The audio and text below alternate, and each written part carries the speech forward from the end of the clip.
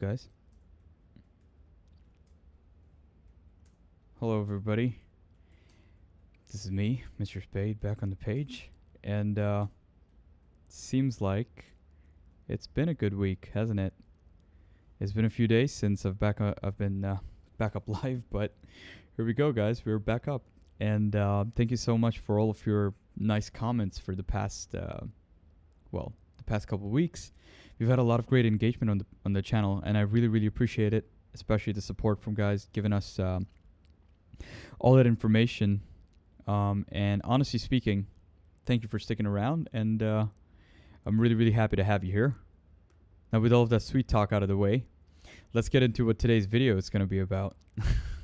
It's going to be interesting, that's for sure, because this is something that a lot of people think about and something that a lot of people consider, right? So what do I have in my hand? Look at that flame top. I know you guys like that part. Right? So today's video is going to be about the 5 things that you need to do before you consider buying a guitar. All right? So whether you're somebody who's buying your first, or whether you're somebody like me who's buying their 10th, you're going to find this useful. Again, this is a lot of my experiences from basically trying out a whole bunch of different brands and doing the whole songwriting thing. It's interesting because you do develop quite a preference, you know? And I wanted to be very clear on what I think are the 5 most important things. I wanted to rank them because honestly speaking, it makes such a big difference when you're on it and you're on the hunt and looking for your next Inspire instrument like this one. This is one of my Inspire ones. This is a PRS SE Custom 24. It's a 2019, I believe. It's got the PRS signature on the headstock, which is great. Nice flame top. And one of my favorite guitars to play, by far. It made me a PRS believer. I'm still very much a big-time Gibson fan, and most of my guitars are Gibson, but yeah, this is the one that shook me over. And it just goes to show, when you know the 5 things that you should really check and that you prefer in your guitars, you're really going to be able to get the one that you like, right? So, starting with that, I want to go directly to what number 5 is. And actually, you know what? Let's flip that around. Instead of going to number 5, I'm going to start with the number 1 thing. And I just decided to flip that around because I've been so annoyed by this. It's affected me on a deeper level, right? Because I've actually found axes that I've really liked just to find out that they had this one problem, all right? And you do not want to be the person who never checked it out with a strap when you were buying it, and then you put a strap on it, and then this thing happened. So if you haven't guessed already, number 1, the biggest thing that I think you should check for when you buy a guitar is the balance of the guitar, which means, does it neck dive? Does it body dive? It makes a difference. So if it neck dives, it goes like this. You got to support it with your hand, like this, while you're playing. It's so uncomfortable. I got one of the very best that I've ever found, you know? And it was a Chapman. It was a Chapman Ghost Fret in Black Blood. Incredible guitar, guys. Incredible. Great pickups, ebony fretboard. Great overall feel. But honestly speaking, when I took some time out and I really tried it out, you know, see what kind of service it gave me. It just came down to the point that neck dive is something that really affected the experience, and I didn't even know about it till I actually got, you know, a strap on there, and I was just like, well, this is something that's really going to affect the experience. And it was just super uncomfortable. The balance was bad. There just was not. That's something that really ruined it for me, you know? So the number 1 thing I think you should always check is neck dive.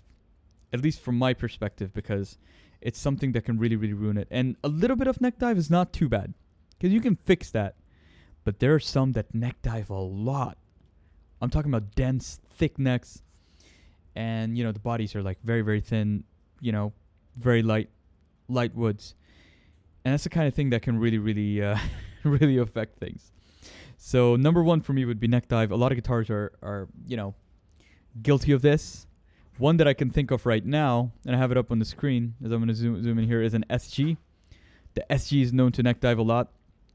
And I think that it's one of the reasons I'm not able to get one, because honestly, I even pick it up like this, and even sitting down, the thing neck dives, And that's that's something that I couldn't get around, and it's all up to preference. I know lots of people love SGs, and I know SGs are supposed to be great guitars. I know they sound incredible, that's for sure. I know they're legendary, right? But I know there are ones that don't neck dive at all, but there's a lot of them that are notorious for neck dive. Now, if you are concerned about that sort of a thing, you want to look at, guitars that are a bit more body heavy, ones that can actually sustain you, like LPs very rarely have neck dive issues. Les Pauls are naturally body heavy. They're a bit heavier than other guitars. But after playing around, I don't know how many, I can't even count, like that many, I've discovered that, Les Pauls are really very balanced most of the time, and they don't really neck dive. Another guitar that's notorious for neck dive is, as I mentioned, Explorer-shaped guitars. So anything that's like Explorer or Firebird-shaped or any sort of offset design really does tend to neck dive. And one of the best fix, you can choose to fix it by just moving the strap button to the back of the guitar. Like here, you'll see the strap button is in the front. Over here, that's how it normally is for a lot of Explorers as well, especially in the cheaper range. But moving that button to the back really makes a difference. Still, there are some that will still be kind of persistent, and even if it does solve most of the neck dive, you feel this pressure on your shoulder, and it's a problem. It's uncomfortable, it doesn't feel great, and it's not inspirational, for sure. You don't feel comfortable moving around. You want to move around a little bit. You want to bend down a little bit. You want to be able to strike those solos when you're on stage. However, you'll be happy to know that all the ones that I've mentioned with neck dive, there are many that you can find without neck dive, right? There's versions. Like, my recommendation for non-neck dive guitars are going to be Gibson Explorers. Or you want to get a very high-end Epiphone. So some of the Epiphone, in fact, most Epiphone Explorers I've seen have not neck dived. At least when the strap button is at the back. But that's been my experience. The Explorer is one of my all-time favorite guitar shapes. I got the Lizzie Hale Explorer, and that one, honestly, no neck dive, incredibly light body, incredible feel of the instrument, That's what you want, So that's the number one thing I think you should look out for. I've talked enough about neck dive. Let's talk about the number two thing I think is super, super important when you're talking about neck dive. See, this is just, you can find many, many ways to fix neck dive, but this is what you look like on neck dive, guys. And before I move ahead, I wanted to show you that because honestly speaking, it is something that you should really, really care about. Now, the number two thing you want to look at is, I'm going to stay on the same thing right here, is guitar shapes, The bodies. They matter, right? They really, really do. People are really, really vain with their instruments, right? They can be super conscious about what they want to be seen with. It's a very perceptual thing. People care about that perception. So the body shape really, really matters. And the good news is there's so many different body shapes to try from. People are blessed with so many choices, especially in the marketplace when you are kind of looking for something. In 2020, in present time, the choices are endless. There's just so many incredible choices. And for you to express yourself with something that you really, really like, your choices are always going to be ample. So, when we talk about that, I want to talk about a few of the very popular ones, right? So one is your classic LP style body shape. You see it right here. That's your LP. It is one of the most popular ones, and it is one of the big two. So number one that I want to show you is an LP because that's obviously the one that I'm pretty nuts about. But a second one I could show you is probably down here, and that is a Strat. Strats are pretty snazzy, guys. Very snappy players, feel really, really good, very ergonomic, weight's nice. It's one of the lighter guitars, right? So when you think about Strats, very comfortable instruments. definitely. It is definitely big two material. Les Pauls and Strats. That's what I consider to be the big two. I do have a close third, which I think is one of the best body shapes. I'm just ranking off my opinion. I know people prefer a whole bunch of them, right? You can see so many ones on here as you look at it. You know, you've got the Super Strat shape with the RG, something that Steve Y has made pretty famous. You've got the Telly. The Tellys are amazing. They're twangy, still hot sort of guitars. You got the ES shape. These are hollow bodies most of the time, and they're super, super nice. And obviously you have the SGs. You already know what I think of the SGs. They're wonderful guitars, but the neck dive is a problem for me. So number two being the body shape thing, I want to show you guys what my third favorite one is. My third favorite body shape is pretty much right in my hand.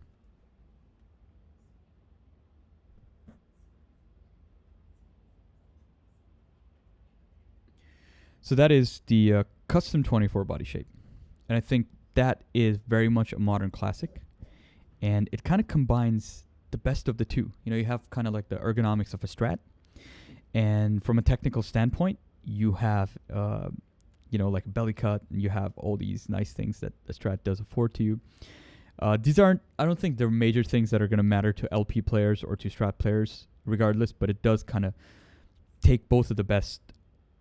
I feel like what I find best out of both of these worlds and put it into one, which is, stuff like that. The weight's a little bit lighter, but definitely Custom 24s are definitely heavier than Strats for sure. There's a lot of reasons for that, but obviously they are. And they're closer to LP styled guitars, definitely. But they do have a lot of nice things that LPs have, right? Set necks. For some people, set necks really, really matter. I know they do for me, because I just find that set necks are sustainier, and there's just a feel to them. I mean, honestly, the sound just sounds, the bloom of the tone and all that crazy nerdy tech stuff. I just find it to be a big difference, right? So they bring, Custom 24s do bring that set neck feature to it. Plus, on top of it, they're kind of, the radius is kind of between vintage and modern, right? So where LPs have like a 12-inch radius on the fretboard, Custom 24s are somewhere between a Fender and a Gibson. And also in terms of, let's say, the scale length, like scale length is a little bit longer. And scale length is something you should also take into account when you're talking about choosing a body shape, right? Because scale length matters. Because a longer scale length is going to have a bit more string tension, just slightly more, not much, not by a lot. But it is going to change the tone, right? It's going to change it. Whereas LPs are a bit slinkier, The scale length is a little bit shorter, not a huge amount, but just a little bit. But if you look at the scale length on something like this,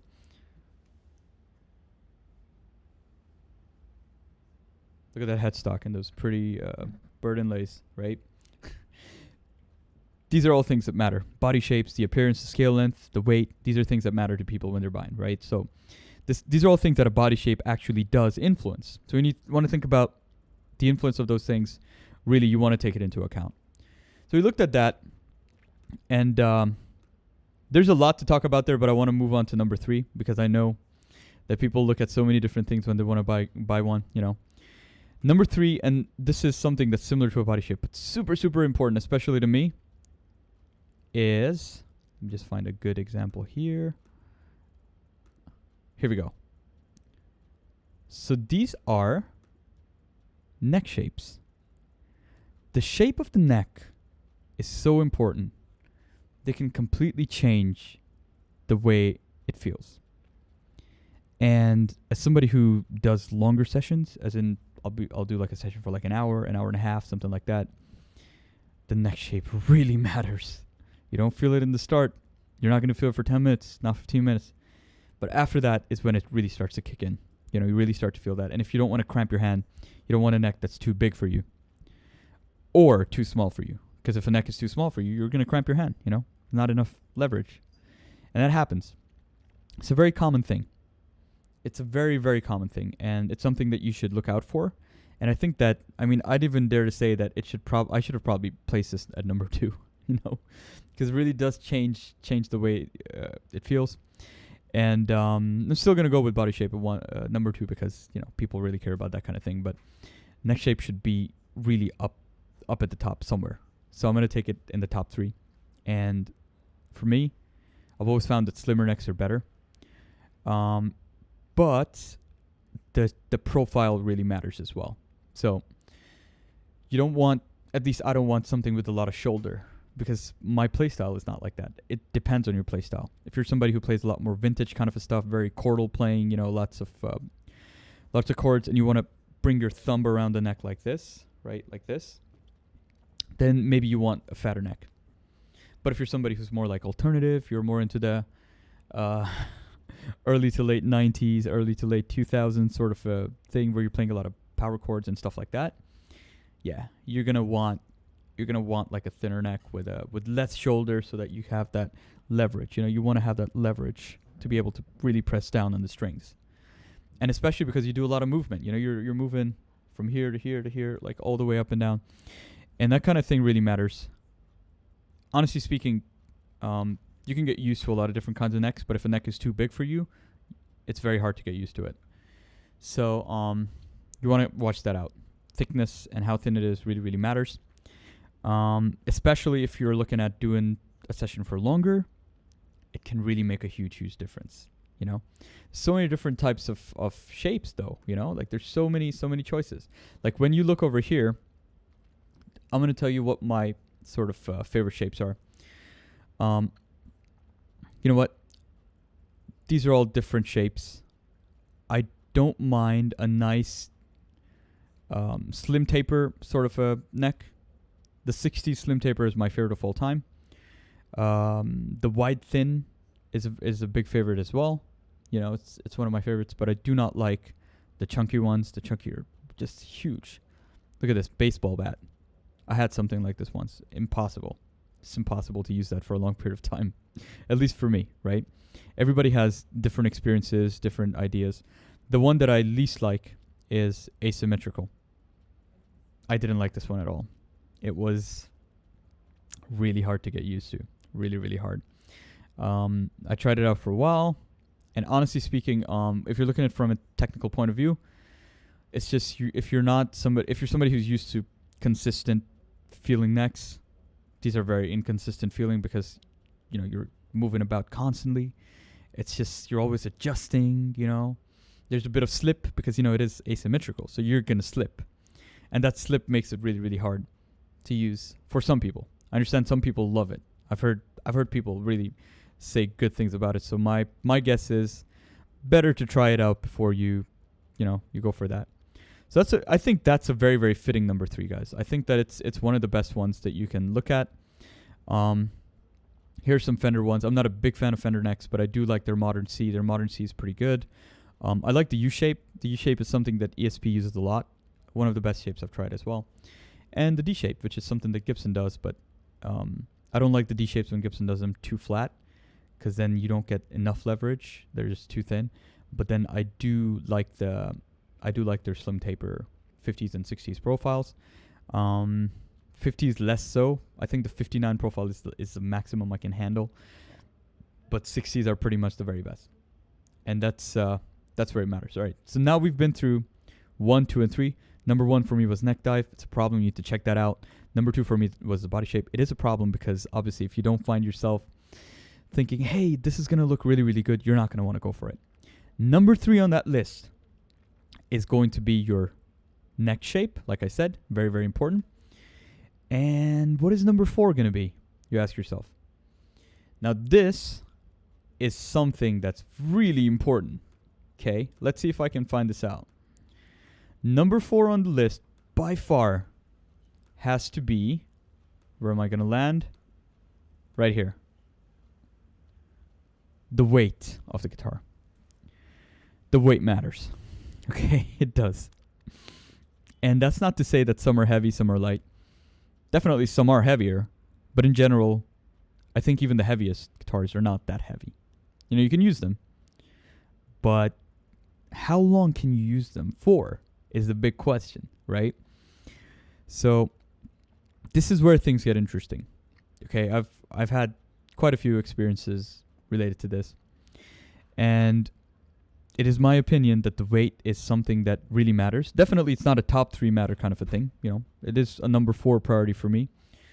if I tick all the first 3 boxes and then I come to number 4, I'm absolutely fine.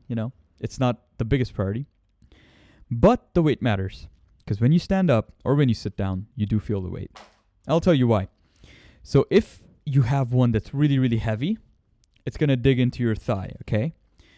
And look, if it's heavy, it still has a saving grace. If it's heavy and it's balanced really well, as in between the neck and the body, you don't really feel the weight as much because it's balanced and it's evenly distributed, so it doesn't dig down on you as much, okay? But if it's body heavy and you're sitting down and playing it, it slips. You feel it slipping. It's uncomfortable.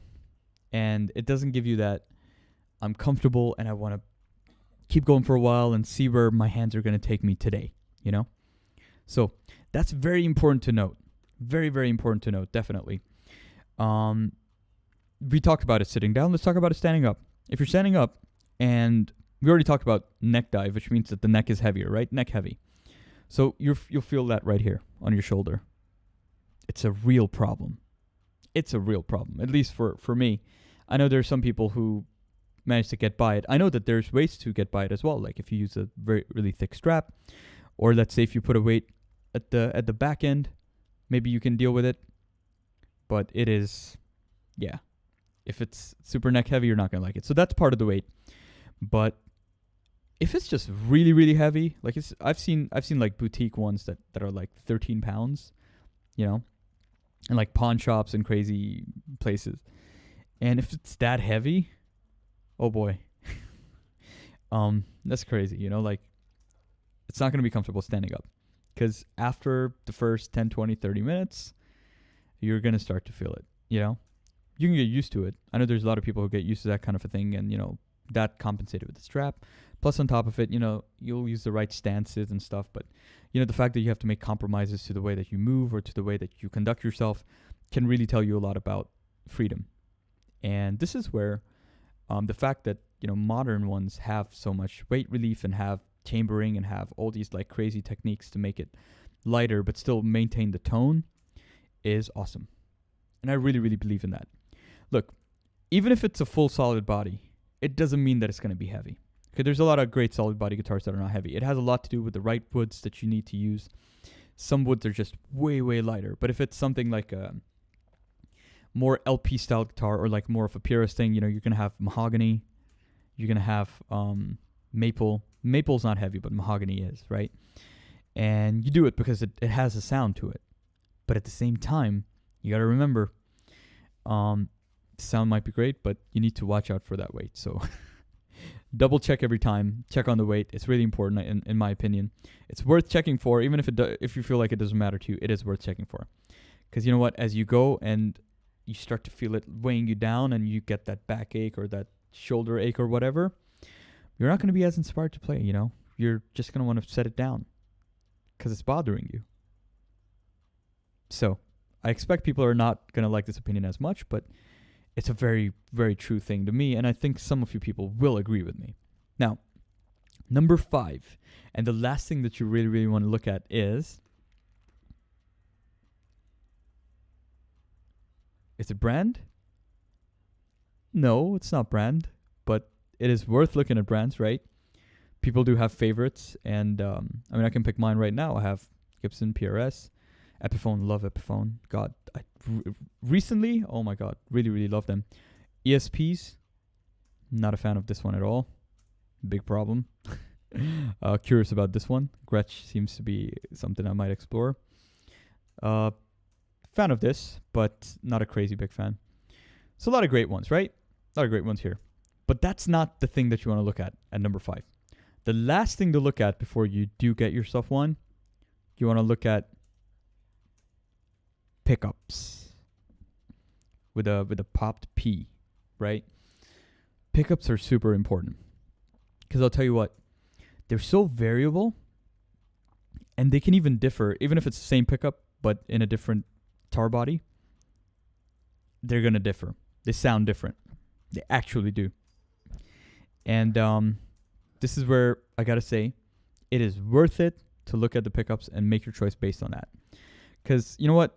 You can always change them, but it is still a hassle, right? And at the end of the day, you want to be able to get something that sounds nice.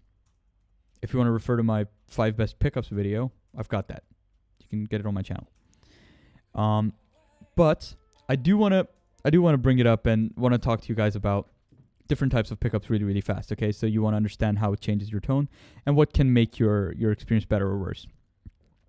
You've got your single coil pickups, really, really great for cleans, chimey, nice for overdrive as well, but probably not great for super heavy distortion. Like anything alternative rockish or anything super, closer to metal, you're not going to be able to enjoy yourself. They will definitely hum. They do hum. And that hum is not always great. And the tone is not as thick, right? You look at that. Second thing you look at is, apart from single coils, you want to look at your P90s. I don't think I have a P90 here, but a P90 is basically like a big single coil, all right? And P90s are just thicker sounding, and definitely they are noisy as well because they're single coils. To get rid of that noise, to cancel the hum, you need to go towards a double coil one, like this right here. You need to go towards a humbucker, right? So you've got yourself that double coil humbucker sound. It's the one that I prefer, and a lot of people prefer.